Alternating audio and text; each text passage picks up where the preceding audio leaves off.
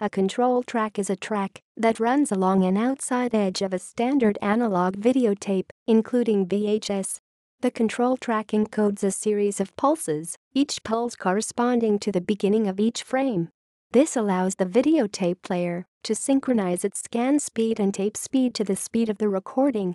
Thus, the recorded control track defines the speed of playback, e.g. SP, LP, EP, etc., and it is also what drives the relative counterclock that most VCRs have.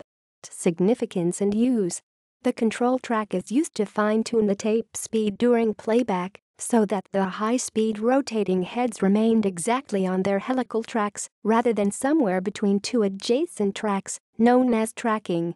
Since good tracking depends on precise distances between the rotating drum and the fixed control audio head reading the linear tracks, which usually varies by a couple of micrometers between machines due to manufacturing tolerances, most VCRs offer tracking adjustment, either manual or automatic, to correct such mismatches. The control track is also used to hold index marks, which were normally written at the beginning of each recording session and can be found using the VCR's index search function. This will fast wind forward or backward to the nth specified index mark and resume playback from there. At times, higher-end VCRs provided functions for the user to manually add and remove these marks, so that, for example, they coincide with the actual start of the television program, but this feature later became hard to find. By the late 1990s, some high-end VCRs offered more sophisticated indexing.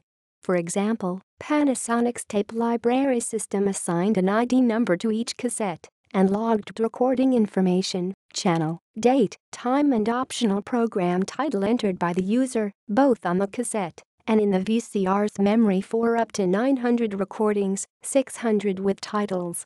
Control track damage. A gap in the control track signal of a videotape usually causes a flaw during playback, as the player may lose tracking as soon as the track drops out. This usually leads to a gap in video and audio, since there's no information as to what speed the media is recorded at. The VCR's counter will freeze, and upon reacquiring the control track, the video sync will be momentarily lost. Problems with control track signals are almost always caused by a gap in recording, e.g. a recording was resumed beyond, rather than at, the point where recording was previously stopped. A control track error can also be caused by a dropout, a defect in the magnetic particles on a tape, but this is very uncommon, as the control track is immune to all but the most severe tape damage. A discontinuous control track was, and still is, especially problematic for analog videotape editing. Each gap in the control track, no matter how brief, destroys synchronization and continuity, which can make a segment of a recorded video difficult or impossible to use for editing. The acronym LOCKED, pronounced locked, used by many video professionals, can mean loss of control track and/or loss of continuous timecode. Though either type of loss can pose similar problems, and both issues are sometimes directly related, control track and timecode are two different things. See timecode. Control track problems cannot be repaired.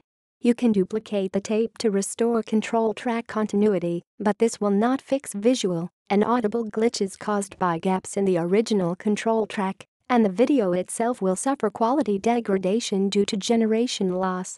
For this reason, many video professionals would pre-stripe every analog videotape to be used in a field or studio beforehand to help ensure good control track throughout. This was done by pre-recording black to the entire videotape. Pre-striping also facilitated spot checking for dropouts on the video portion of the tape, usually seen as brief white horizontal dashes, before use. Gallery. See also. CTL timecode. References.